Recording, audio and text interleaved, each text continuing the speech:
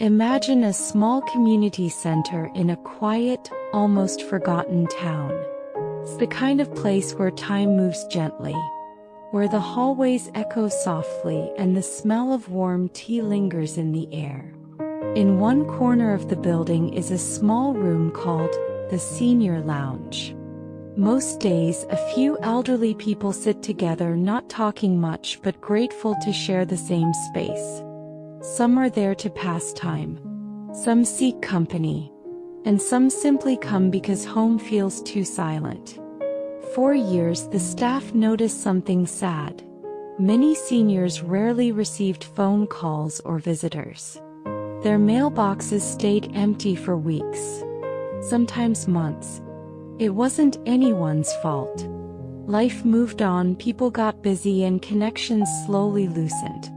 But loneliness doesn't wait for an invitation.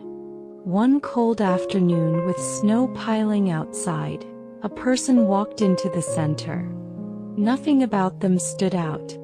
A warm coat, quiet steps, hands tucked into pockets as if holding something small. They approached the front desk and asked a question the staff didn't expect. "Is there anyone here who might appreciate a letter?" The staff member blinked. "A letter?" The visitor nodded gently. No name, no story, no explanation. They simply placed a small stack of envelopes on the desk, smiled politely, and left.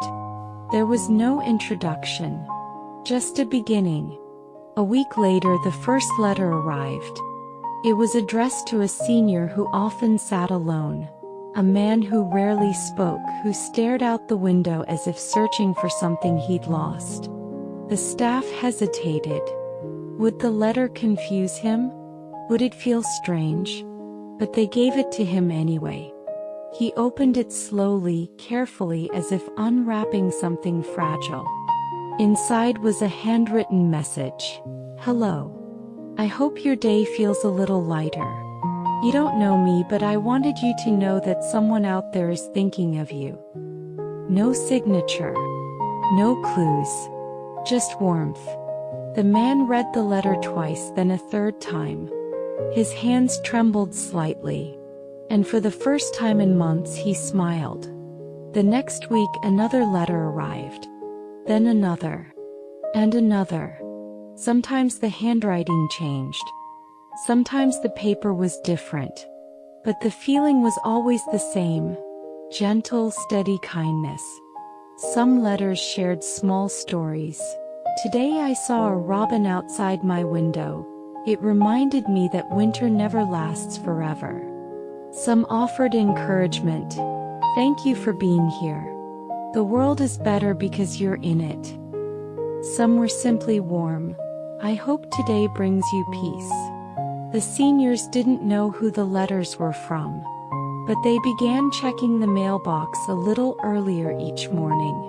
Because hope, even in small amounts, has a way of waking people up. The letters changed things, not dramatically but meaningfully. One woman, a widow of many years, held a letter to her chest and whispered, "I don't know who you are, but thank you for remembering me." Another senior started dressing up on the days letters usually came, as if preparing for a special visitor. A man who rarely spoke began reading his letters aloud to others in the lounge. The room that once felt heavy now carried small pockets of laughter, and moments of shared silence that didn't feel lonely anymore. The letters didn't erase loneliness, but they softened it. And sometimes that's enough. Rumors eventually spread.